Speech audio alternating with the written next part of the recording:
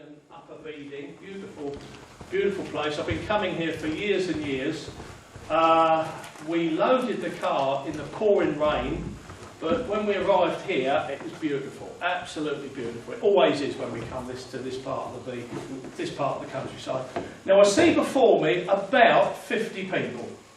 Now I like to get to know my audience, and I think it's only fair for you to get to know me as well. I'm the governor of a company called Marrutt Limited. We also own a business called Marrutt USA. So we sell all our inks and our papers, and we give our know-how quite freely around the world. In the American marketplace, we sell it through Marrutt USA, and in the European marketplace, we sell it through our website called marrutt.com. I'm ably assisted by my sons Paul and Jonathan, and we have a factory at Uckfield where we import large quantities of professional photographic ink and professional photographic paper. All our ink comes from America, and all our professional photographic paper comes from Germany. We deal with 3 professional photographic mills over there, which is Hannamill, Felix Schuler, and also Mitsubishi, and we deal with 2 very reputable ink manufacturers in the United States, Nasdaq, and another new company actually to a lot of people, STS Inks in Florida. So let's get on with the presentation. We do 3 things. We sell ink, we sell paper, and we also provide free of charge the know-how to enable you to produce fabulous print to darkroom handprint standards. Now our history is that we used to be a company making film drying cabinets. We still make rotary darkroom doors. We were at one time the 2nd largest manufacturer of darkroom equipment in the UK, second only to De Vere. Do you remember the enlarger people? So we have a very good history of the darkroom, and we have a great affinity with studio print workers. Not studio print workers, darkroom print workers who know what a good print is. Now my definition of a good print is what you see on the bench across the way here. We like to show, and we always like to do live printing at our shows. We like to show fabulous black and white, and we also like to show fabulous colour. Not just happens to sit there, but we've actually produced here and now. So we want to be able to produce fabulous colour and black and white, and we don't particularly want to spend a fortune doing it. Now, when darkroom gave way to digital, we were dealing with an ink price of around £1 in ink to cover an A4 sheet of paper. So to cover a sheet of paper about that size entirely in brand ink, and I'm talking Epson, Canon, Lexmark, any of the brand inks, you're effectively going to use around 1 millilitre of ink to cover that area. Now that's likely to cost you around £1. Now the reason that good quality third-party ink people have sprung up is that with a good quality photographic ink, you can reduce this cost to easily below 20 pence. So it's 1/5 of the cost. So there's a very strong reason for adopting the ink, and there's a very good reason for adopting the paper as well. So I will cover this over this talk, and we'll have 6 little subjects that we can go through. Now the third element of this is the know-how. it's very important for you to be able to feel that you can produce a fabulous piece of colour and a fabulous piece of black and white without too much complication, but you want to be able to produce a print of darkroom standard. Now, we've been faced over the years with a gradual erosion of print standards and photographic standards, and my mission this evening is to stir up trouble, to create argument, and to actually make us all think about the way photography is going. Now, the way we educate and disseminate information that we learn from our customers is through the internet, and particularly YouTube. We've been publishing educational clips for many years, and now a lot of our customers have asked us to produce the definitive educational training course and give it away on YouTube, which we're doing right now. We have this thing called Inkjet Printing Masterclass, which you can find on YouTube simply by entering the words Inkjet Printing Masterclass. There you will find 6 training courses. And we make them as brief as possible, but we try to make them as accurate as we possibly can. So the six subjects that we feel is absolutely vital is choosing and taking care of your printer, Inkjet ink essentials, Inkjet paper essentials, colour management and process control, colour printing masterclass, and finally black and white printing masterclass, my particular favourite. Now, as we speak today, which is pretty well beginning of November 2014, we've completed all of these chapters and they're published on YouTube. The final chapter, black and white, is being published this month, so the month of November. I've written the course. We're about halfway through publishing it on YouTube. So at the end of this month we'll have this. So that's a little bit about me. I've got a very long history of working in darkrooms, both in colour and in black and white, and we've seen the photographic market completely change over the years. Now let's find out a little bit about our audience. We've got, I would estimate to be about 40 good-looking people out there. So we've got 40. Now, how many of you, by way of a show of hands, how many of you print, please? Lovely. Let's ask the more awkward question. How many of you don't print? 1, 2, 3, 4, 5, 6, 7. We'll say that as 7 don't.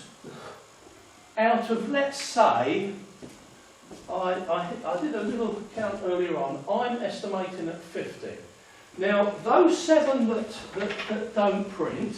A couple more questions, just so I've got a rough feel for my audience. Do we have any professional photographers here this evening? Any professionals? We're all enthusiasts.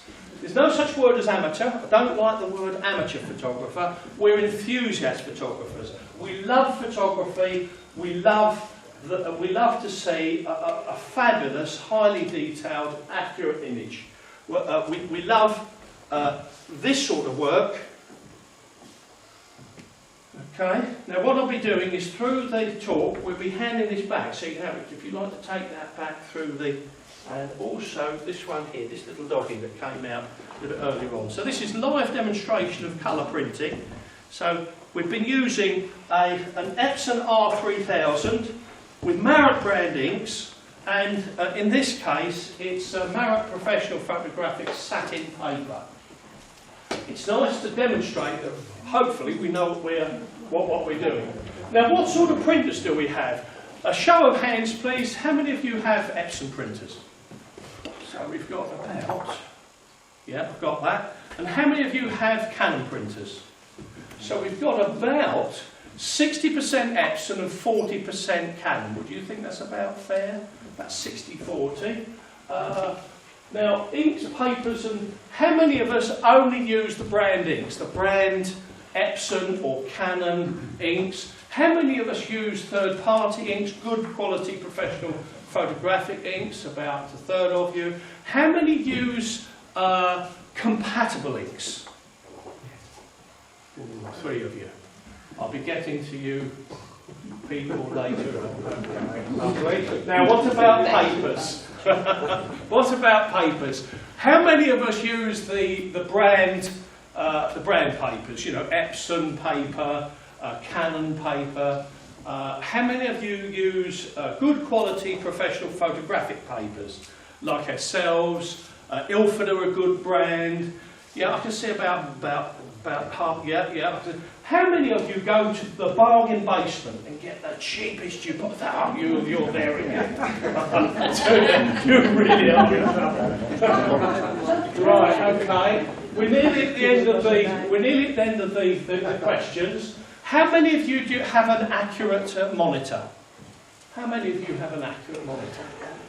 Lovely, smashing. Well, I don't have an accurate monitor, and back in my studio, none of my monitors are accurate.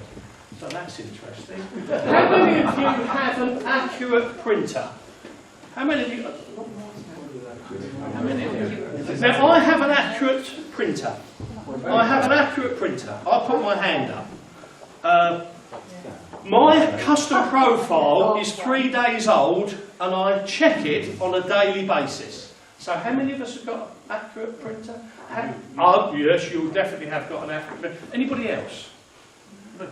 You've all sort of dissolved away to nothing. Can you see? That's it. Now, what about this thing where we're printing our work, or making the decision maybe not to print it, we're just looking at it on screen? How do we feel about that? Do we feel that sort of looking at it on screen is every bit as good as printing out an image? Is that about the feel of it? Now this is one of my major issues. Now most images that you view on a screen, the average, I would say, is about a 5x7. Is that about fair? About 5 or 7? Now, a 5.7 on screen at the resolution of all the screens you can think of. Well, what is the resolution of a computer monitor? Does anybody know? 72 pixels per inch. Now, 72 pixels per inch. Compare that to the document resolution of this file, which is 300 pixels per inch. You've got a 5x7, 5 inches by 7 inches by 72 pixels per inch. That's 500k. That's half a megabyte of information that you're looking at your work. You're looking at your work on. When you print it out, you have 9 megabytes of information to look at. So let's get something fabulous for you to look at. So let's say you've got this fabulous infrared. Okay? Now this infrared, beautiful image, is actually 19 times more detailed than when you view this same image on a 72 dpi screen. So it's a huge difference in detail. So what we're fighting against, first of all, is that we feel that you should print out as much as you possibly can. One of our high-end customers said to me the other day that he had a bit of a shock. When he does his interior architectural work, he takes with him a little mobile phone just to get an overall layout of what's going on internal. Lovely, thanks. Cheers. Just to get an idea of what's going on inside, and just to check his layouts. Then he gets his Canon 5D with beautiful lenses, all the lighting, you name it, and he takes his interior shots. And these interior shots are absolutely fantastic. He uploaded everything to his screen the other day, and he's got his images side by side, and it gave him a shock because he couldn't really see too much difference at first glance between one and the other. This is terrible. What's going on? As soon as he printed them out, of course, it was chalk and cheese. Absolute chalk and cheese. Now, how many of you take all your shots with a mobile phone? Nobody, of course you don't. You've got fabulous cameras. How many of us have got maybe £2,000 worth of camera and lenses? Oh, everybody's putting their hands up. £2,000 worth of camera and lenses, and yet, often, we don't commit ourselves to print. We're quite happy, often, to allow ourselves to look at the image on screen. Yeah, that'll do, we'll save that. We'll save that up to the cloud. How many of us are determined to pay our subscription to the cloud forever? No? What happens to your images stored up in the cloud when we stop our subscription? Now that's the problem. That's the problem. The chances are they're going to go. Now I went to a very nice wedding the other day, and usually at weddings we see the lovely ladies go into their handbags and get lovely, good quality compact cameras. And these compact cameras are the lifeblood of photography. That's the revenue stream that the large camera companies rely on. That's where their main profits are. And the last very good quality wedding I went to, I saw all the little phones up there. Now this is bad news for photography. So we've got problems here. We've also got iPads. We've got tablets where we're quite happy to take pictures on very, very good cameras and view our work at 72 dpi on pads. Now this is not good. I'm saying that we should get ourselves more invigorated and more, we should really start to get to grips and get keen on printing all over again. And the way to do it is to make it simple, make it cheap, and make it fun. And the way we're going to do this is we've got to buy the right printer and look after it. We've got to use the most suitable ink that suits ourselves. We've got to use the right paper, the right technique, and then we've got to enjoy ourselves with actually creating the work. Now, what we're going to do, we're not going to go into all the details here. We're going to skim through it, and by about half time, hopefully we'll have gone past colour management, because we're just going to skim through it. Don't think we're going to go through every little last detail. Now, I'm going to really try and be as controversial as I can, and I'm going to be saying things and hoping that you're going to either disagree with me or at least have a comment. So don't be frightened. You know,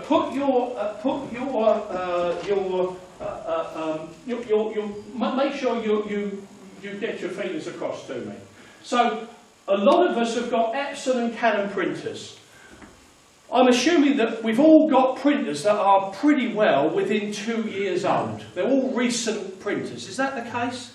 None of us have held on to our printer for much longer than about 2 or 3 years. Because, I mean, our cameras are fabulous. We're not going to hold on to an old printer, are we? You know, I mean, none of us have got an Epson 2100, have we? Nobody here? Nobody here? Nobody's got a 2400? Oh, yes. You've got one. I mean, you know, you're on the borderline. 1800 and 1900. You know, some of the earlier printers. What I'm saying is that we should really, once the printer's got to about 3 or 4 years old, we should start thinking about chopping it in. eBay's a wonderful place to go. Chop it in while it's still in good condition. We aspire to the best standards of photographic printing. It's a good idea to have a recent modern printer. These modern printers are way better than a 2400. They're way better than a 2100. Why not invest in a good quality printer? I would suggest that you allocate about a quarter of your total photographic budget to a good quality printer, a half decent monitor and a good viewing light. Notice I'm printing from a tiny little laptop. Now the reason is I aspire to very advanced colour and very advanced black and white printing, which virtually does not involve the monitor at all. So the monitor for me is not a particularly important aspect of what I'm doing. But I would say when we're talking about the choosing of your printer, that you should have a reasonably modern printer. Certainly you should have it serviced. There's a material called Magic Bullet, and if you do a search on YouTube with the words Magic Bullet, there's some very good servicing videos, all using this little service fluid. A modern inkjet printer ought to be serviced at least once every 2 years, and this particular material is ideal for that purpose. Another little tip to give you while we're talking about taking care of your printer is to make sure you've got a good nozzle check at all times. Don't ever let a printer just sit in the corner of your room for week after week after week. Do a little nozzle check once a week, just to make sure that the head remains moist, and if ever you find that it's not a perfect nozzle check, a maximum of 2 nozzle checks and cleans is all you should need. If you find that the printer doesn't correct itself within 2 nozzle checks and cleans, stop and contact your supplier. There will probably need to be a little bit of maintenance done to your printer. Most of the time it's something that you can do yourself. So that's a little word on these printers. And as far as so we've covered budget, we've covered servicing, we've covered nozzle check, and we've covered Magic Bullet. Any questions about our choice of printer right now before we go on to the next subject? These are printers that come, from Tesco's out of the box with a scanner, a printer, the kind of convenient thing. Oh right, yes. Am I going to be able to use something like that to get good prints? You can up to a point. The one thing that I would say about all-in-one printers, the thing that they just confuse me for a start off. I can never get my head around the scanning and the printing and the fax machine and all the rest of it. And the other thing, I may be wrong in this, but my opinion is I don't think they lay down the ink as well as a proper A3 photographic printer. Now the reason I say that is when you look at a little all-in-one or an A4 printer, you can see a tiny little ink head there. Now with these printers, the ink head tends to be physically much bigger and can lay down ink much quicker. And in my opinion, I think does a much better job of creating fabulous work. I personally have not seen a little office or a home and office printer, let's say A4 or an all-in-one, that's capable of doing fabulous work, such as we are showing, we're showing here. Let's show you one of these here, one of these like that. I wouldn't fancy trying to produce something as good as that on an all-in-one, but I may be wrong. Any other questions? How much would that sort of... What model Well, is that one? a printer like this is the fabulous printer from Epson at the moment. As we speak, that's the one to go for, in my opinion. It's the Epson R3000. It's just over £500. And if that's not good enough, about half of the value in there that you're buying is made up of the ink, because you've got 9 very large cartridges of 25mm ink. So you're buying a fabulous printer for, let's say, around £250, and you're buying £250 worth of ink. we know, because when one of our customers has bought one of these printers, we don't hear from them for at least 2 or 3 or 4 months. So they're enjoying the benefit of full up Epson inks as they've just bought the printer. And then what they can do, they can decide to carry on with the branding, or depending on their volume, which we're going to cover next, incidentally, you can have refill cartridges, or in this case, we've got a continuous ink system. But that's the one I would go for in the Epson brand. Canon have very good Pro 1, Pro 10 and Pro 100 printers right now. But the brands, they gradually edge ahead. At the moment, in my opinion, my personal opinion, I think at the moment Epson are a little ahead at the present time. Can I just go back to the other question about, so I'm one of the people who's very, very new to this and got a small, low-cost, all-in-one type printer. Yeah. You said that it wouldn't produce the results. Is that because, just from a specification point of view, you won't produce the dots per inch that one of these things will do? I think the easiest way to explain it is if you do a side-by-side comparison. In the darkroom, there's no hiding place. When I learned my trade in the darkroom, I was always instructed to show the print. And the print on its own was never any good. What you need to be able to do is compare the print to a standard print. And the way we do it is that we issue a standard calibration print that's been produced on a recently custom profile printer. So we know it's bang on for accuracy. And we send this, incidentally, around the world free of charge.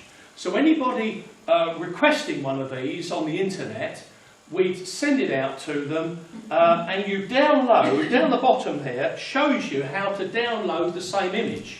So you can actually take one of these this evening, download that same image, print it out and do a fair side-by-side comparison, and phone me up and say, well actually John, my print is just as good.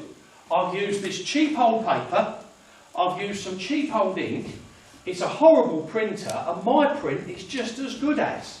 Now in all my years of doing this, I've never once had anybody tell me that sort of thing. What they've said is, well look, my printer's okay, but it's okay, but you don't get a good rich black, or maybe the flesh tone isn't quite good, or, there's always something. And so long as we're not proposing to get you to spend more money than you're spending at the present time, usually it does make sense to go to either a good quality paper, perhaps you stay with the branding, but just get your printer profiled, which we do for you free of charge if you're buying our paper, or when the time's right, perhaps make a change up.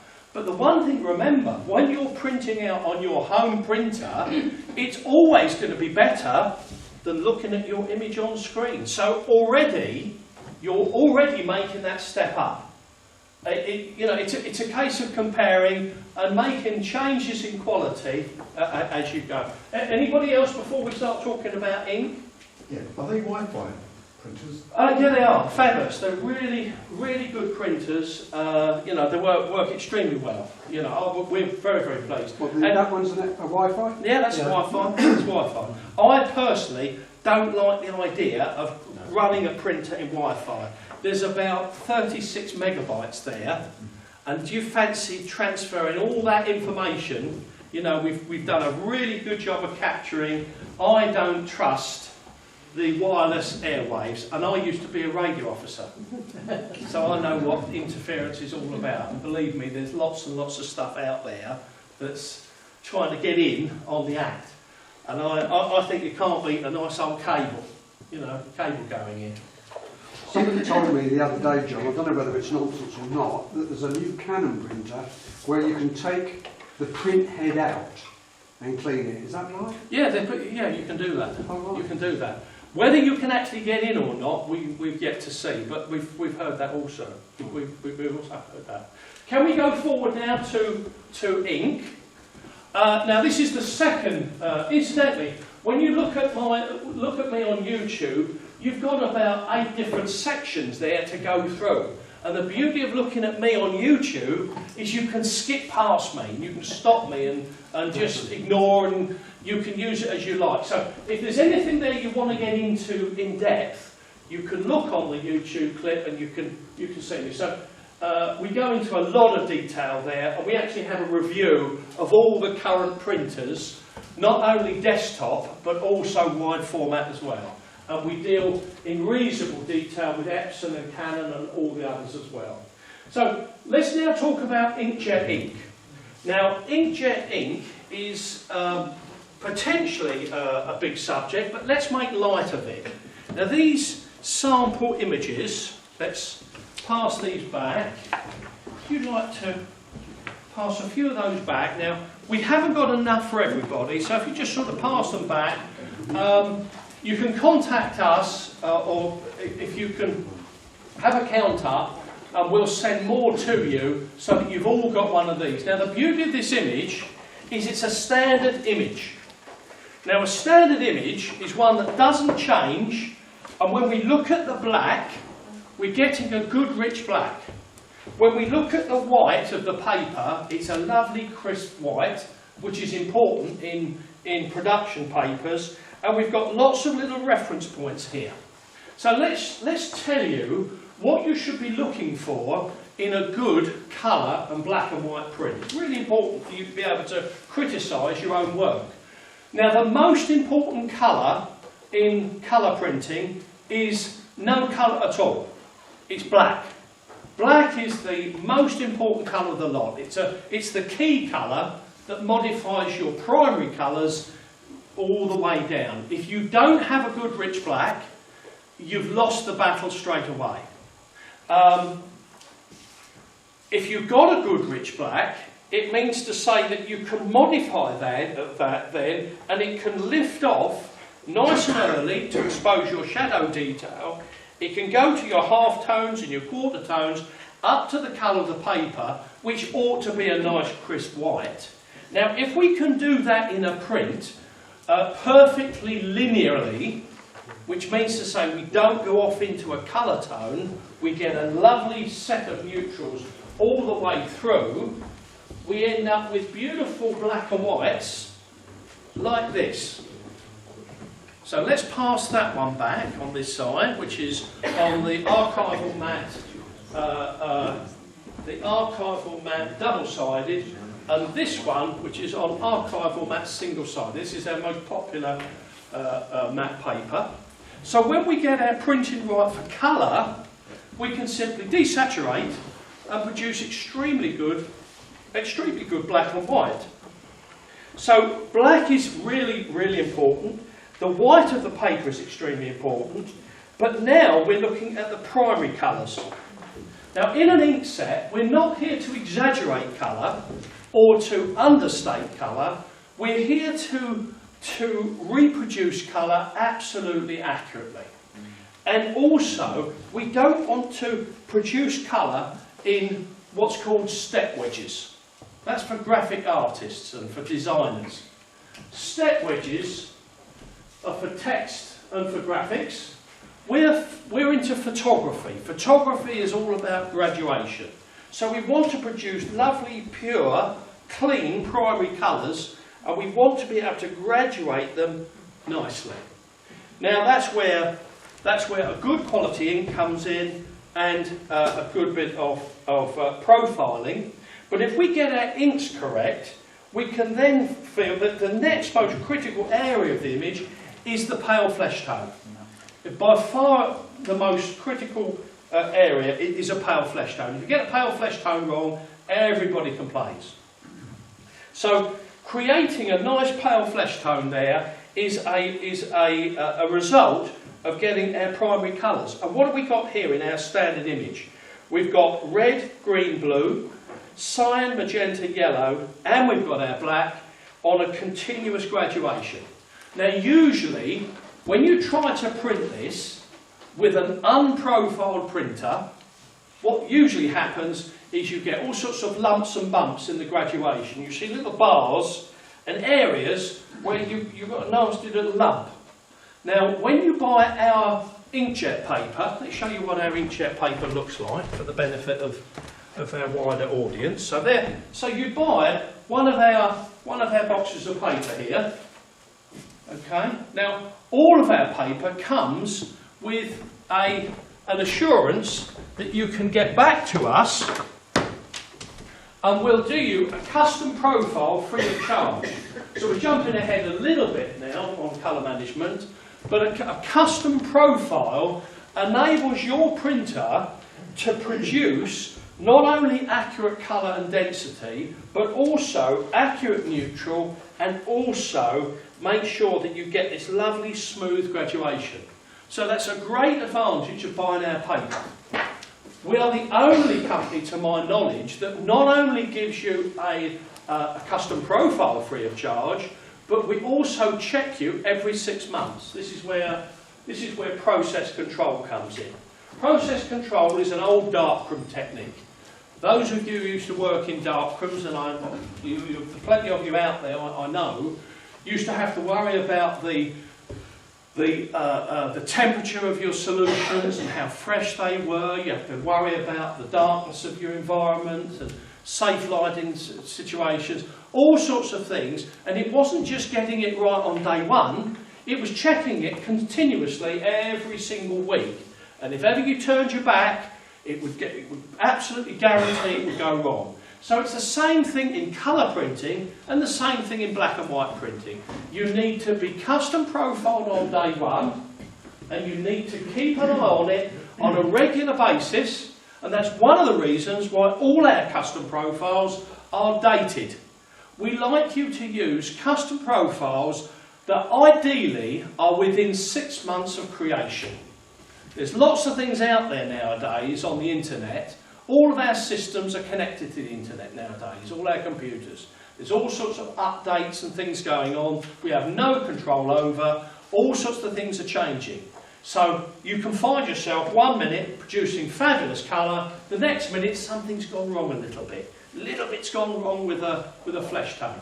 All you've got to do is give us a shout, let us see your test print, and so long as we know that your ink flows are okay and you're doing everything else correctly, we'll simply reprofile you.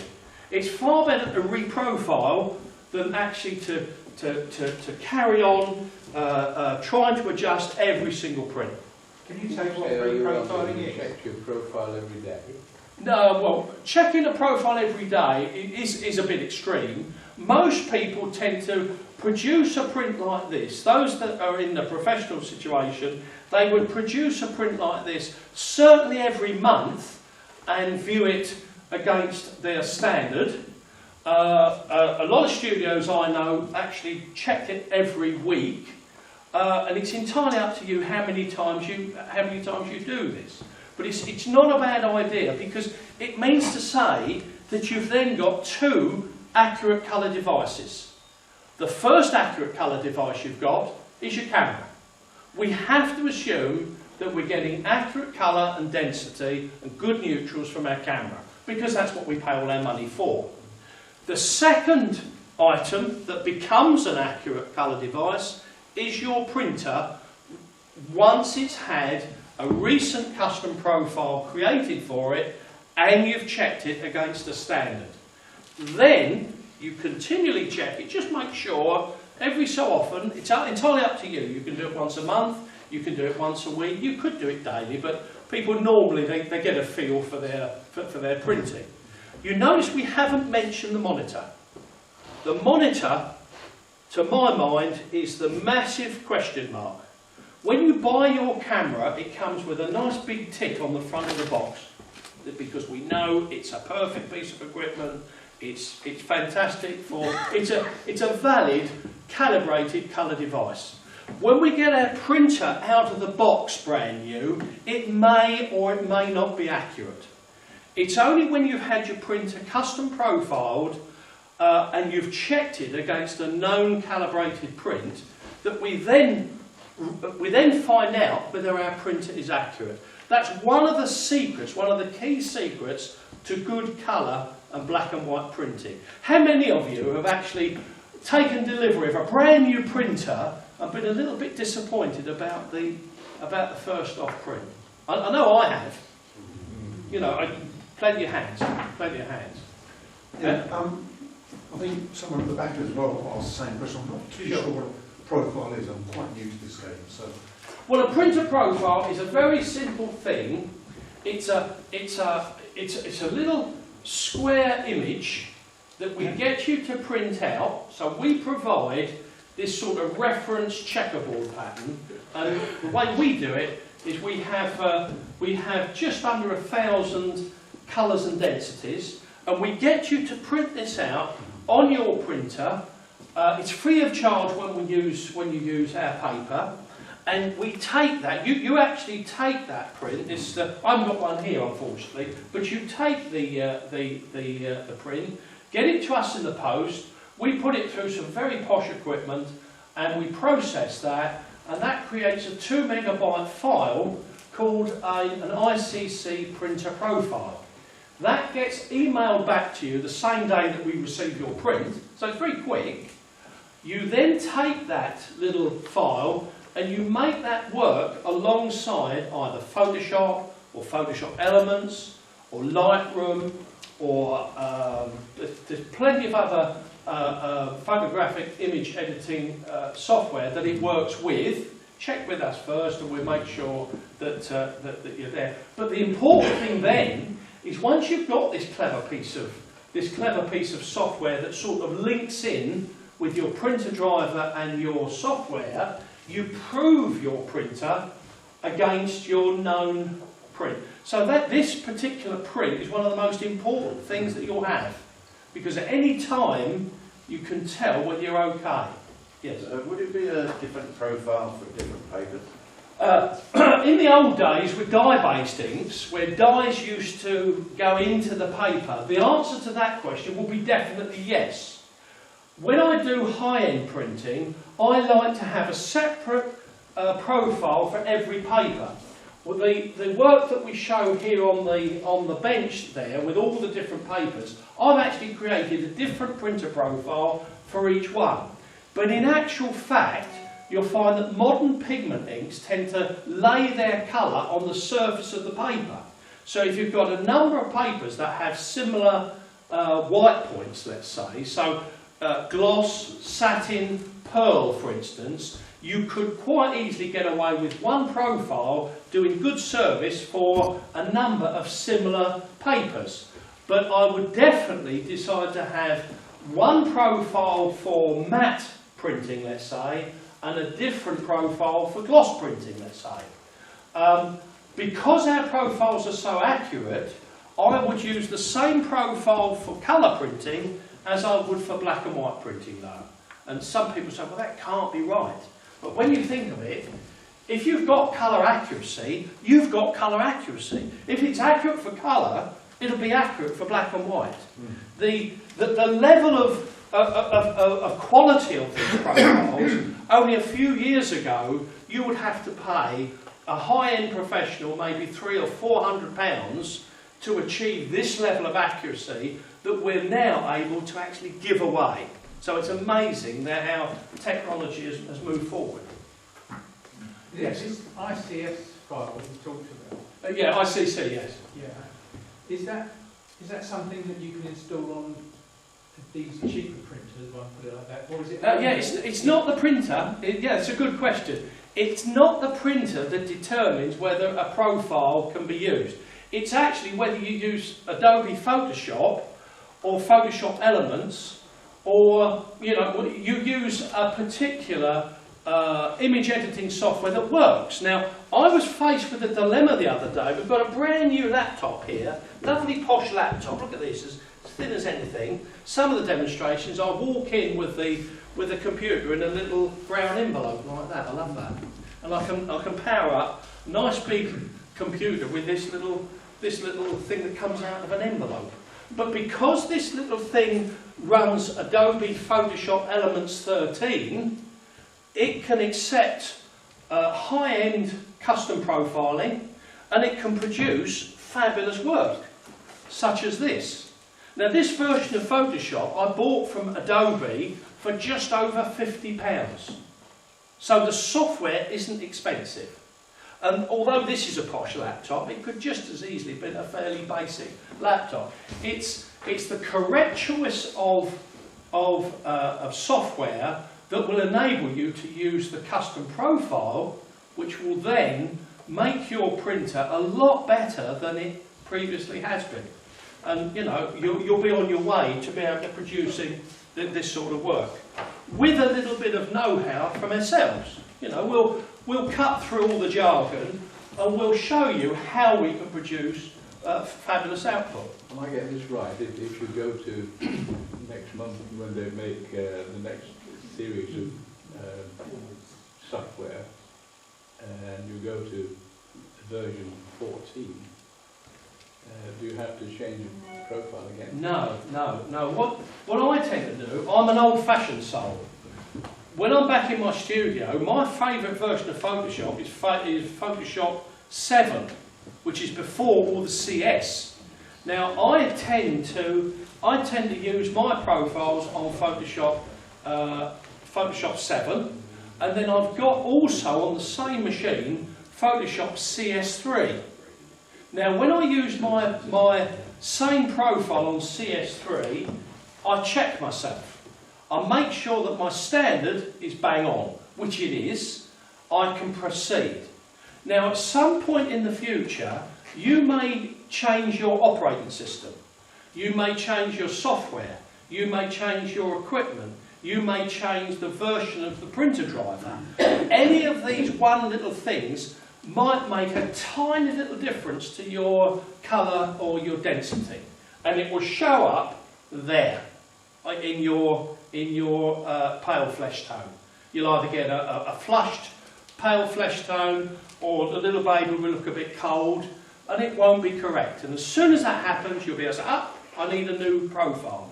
You can get on the blower to us, need a new profile. And because all our profiling equipment is automatic, it's a piece of cake for us to do. And then when you get your brand new profile, you then put it back to your standard, and then once you're okay, then you're off again. Just like it used to be in the darkroom. We always used to do that. We had a standard and we had process control. So basically, we're getting back, trying to get back to the subject with ink. We've got three different types of ink. We've got budget ink, which I suggest that you never ever use. Now budget ink is very, very cheap ink. If you're buying a cheap inkjet printer for home use and printing reports and bits and pieces, and it only costs you £50 from Staples, if you can buy cheap ink, okay, you know, if the worst comes to the worst and it starts taking out nozzles, let's say, it's not the end of the world, and then eventually you just change the printer and be done with it. But you're not buying a cheap printer from Staples.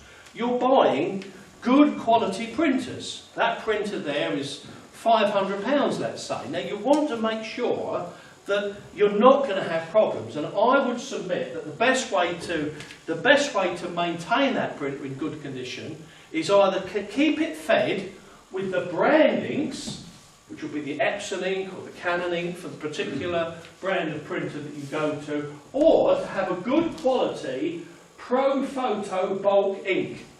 And a good quality Pro Photo bulk ink, you know who they are, obviously. You know, we're one of them. There's plenty of them out there. They're very good inks. You can evaluate them by simply asking to see their test print, and you print out your own version of the test print, and you make a comparison. A lot of people do this. They ask us to send them this print, which they know has been produced on our inks and our paper. They then download the same image and produce their version of the print on their existing printer using their existing ink and their existing paper. They do a side-by-side comparison, and just like in the darkroom, there's no hiding place. You'll be able to see whether it's worth changing, or you think, no, I'll stick with it. When should I change from a brand ink to a professional photographic bulk ink? Well, I would say, if you're not doing a lot of printing there's nothing wrong with the brand ink. We sell a lot of Epsom ink.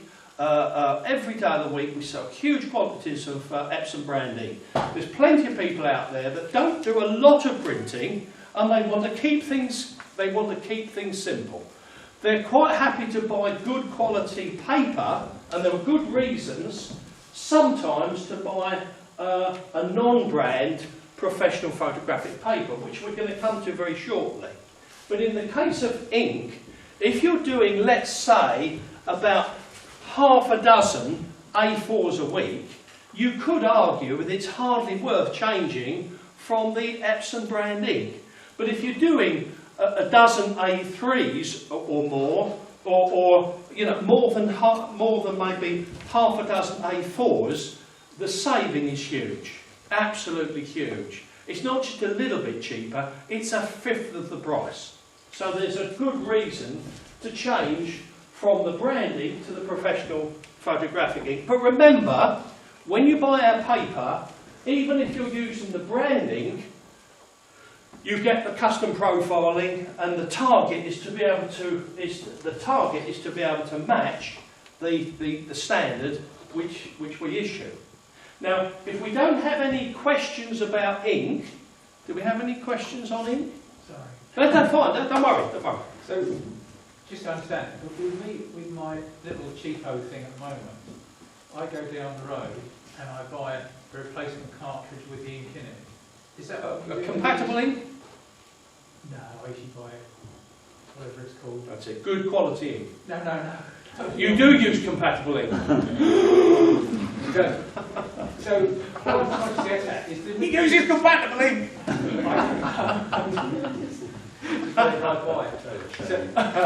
So when you have one of these printers, Yes. does the user top up the ink themselves? Do you pour the ink from the bottle into the device? It depends. That's what I'm trying to say. It depends. Depending on your particular printer, a lot of people, they have refillable cartridges.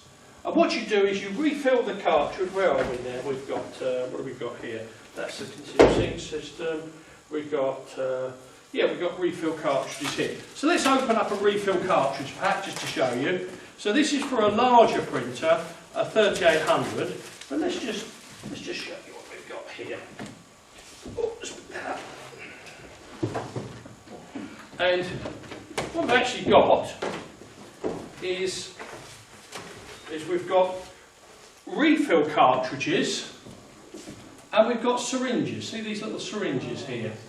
And all you do, you top them up and put them in, and the advantage actually is that you can replace one colour at a time.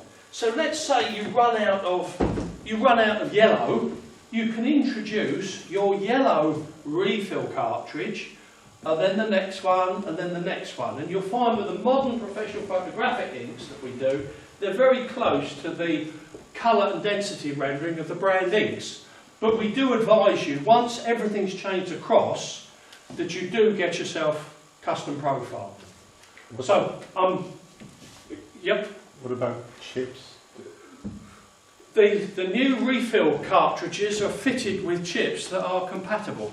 So, you know, they just function pretty well as you would expect the standard cartridges to function. Now, I'm trying to whiz you through here. As far as the paper essentials are concerned, really what you're looking for is a good crisp white to give you a good crisp white of your image. There's no such thing, so we're on to paper now, there's no such thing as white ink. So for production papers, that's every paper apart from fine art, because when we're printing fine art, sometimes we want a cream base, sometimes we want a particular colour base to lend a particular atmosphere to a print. But for production printing, and I'm talking gloss, satin, pearl, pretty well all of the matte papers that we do, you would look for a good crisp white and the ability of the paper to give you a good rich black. Now the ink, and this is all pigment ink that goes into these inkjet printers. This ink it does not air dry in the normal way. You can put the pigment, the modern pigment inks, on a clean piece of glass and leave it there for months and months and months and wipe it off. Now, if you have a little bit of pigment ink and you put it onto a little corner of this modern paper, it instantly dries, and it's you have long life for 85 years colour and over 100 years black and white. So you think, well, how does that happen? Well, you've got a hardener on the surface of the paper, so the paper coating is really important, and you've got the glue itself in with the ink. So the glue on its own, I'm talking glue, I don't really mean glue, but you've got one part of the equation in the ink, and the other part of the equation, which is the hardener, on the paper itself. And not all papers are created equally. The ink chemists that we deal with tell us what are the best paper mills to work with, because they use the correct hardener coating. And of course, we personally, we make no secret of this, we only buy our papers from the 3 top German mills, which are Hahnemühle, which we all know, Felix Schuler and Mitsubishi. So our 9 different papers that we have here, we show examples of colour and black and white of each of the various papers there, so you can evaluate. They're all instant dry, they're all archival, they all have fabulous colour performance, and they all have fabulous black and white performance, and they allow the inks to perform correctly. That means to say they give you a fabulous good rich black, they lift off early to expose shadow detail, and they go all the way through nice and smoothly, eventually giving way to the colour of the paper in a smooth lift off. Some papers, they lift off quite abruptly. Other papers don't allow you a good rich black. So we've got to this part here, and I'm being waved for a break. Last question? Last question? If this ink remains wet, so to Yes. speak, if it's not on paper, why do the print heads and the nozzles? Because a good question, because of the dust. I thought you were going to So dust what- off the paper. Yeah, because Yeah, of so dust. that's So what you need to do, when you're not using your printer, always shut down the top lid. What we do is we get some bubble wrap. We always put bubble wrap over the top. Never leave paper in the printer, and occasionally blow out the top of the printer. A good friend of mine, a senior Epson technician, he said to me before that if we ever had a printer that you'd never put paper through, you'd never have any clogging issues ever, because there's no hardener. But what you're doing is you're passing through a lot of paper coating through your printer, and the paper is going around a right-angled corner like that, so it's sort of issuing a microscopic dust, and it's this dust that causes the problem. That's another reason why you should always remember to park the print head over to the right-hand side, so that the little capping station springs back up to the underside of the print head. It's just like putting the paint lid back on the paint. So if ever you just flick off the main switch and the print head is left in the middle of the carriage, that's asking for problems. But that's a good question. Good question. I think we're ready for tea now. Shall we have a break? Bear in mind we've got a half price